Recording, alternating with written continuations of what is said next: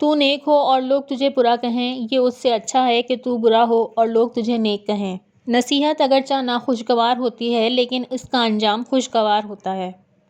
میرے پاس وقت نہیں ہے ان لوگوں کے لیے نفرت کرنے کا جو مجھ سے نفرت کرتے ہیں، کیونکہ میں مصروف رہتا ہوں ان لوگوں میں جو مجھ سے محبت کرتے ہیں۔ اگر کسی کو تھوڑا کھانے کی عادت ہو تو وہ سختی کے دن آسانی سے گزار سکتا ہے، اور اگر فراخی کے دنوں میں تن پرور ہو تو تنگی میں سختی سے مرتا ہے۔ شیخ سعدی سے کسی نے پوچھا حال کیسا ہے؟ جواب دیا، اللہ کی نعمتیں کھا کھا کر دانت ٹوٹ گئے ہیں لیکن زبان اس کی ناشکری سے باز نہیں آتی۔ ایسے دوست سے ہاتھ دھو لینا بہتر ہے جو تیرے دشمنوں کے ساتھ بیٹھتا ہو۔ آپ کے اخلاق کی قدر بھی لوگ اس وقت کریں گے جب آپ کے پاس دولت اور طاقت ہو۔ عاجزی میں کامیابی، تکبر میں ناکامی، سچ میں خوشی، جھوٹ میں پریشانی، صبر میں برکت، غصے میں نقصان، گناہ میں بیماری اور استغفار میں شفا ہے۔ اگر چڑیوں میں اتحاد ہو جائے تو وہ شیر کی کھال اتار سکتی ہیں۔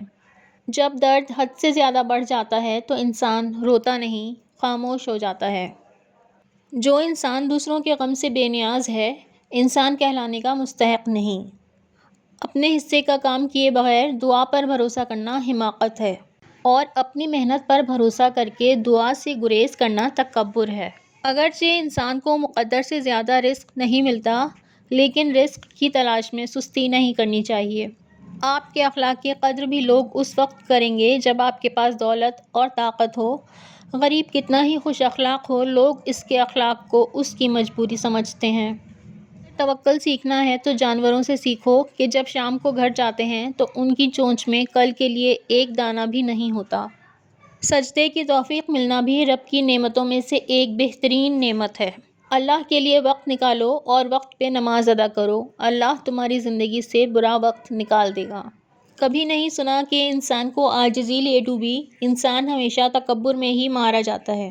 جو شخص بچپن میں تمیز نہیں سیکھتا، بڑا ہو کے بھی نہیں سیکھتا۔ جاہلوں کا طریقہ یہ ہے کہ جب ان کی دلیل مقابل کے آگے نہیں چلتی تو وہ لڑنا شروع کر دیتے ہیں۔ اگر چاہتے ہو کہ تمہارا نام باقی رہے تو اولاد کو اچھے اخلاق سکھاؤ۔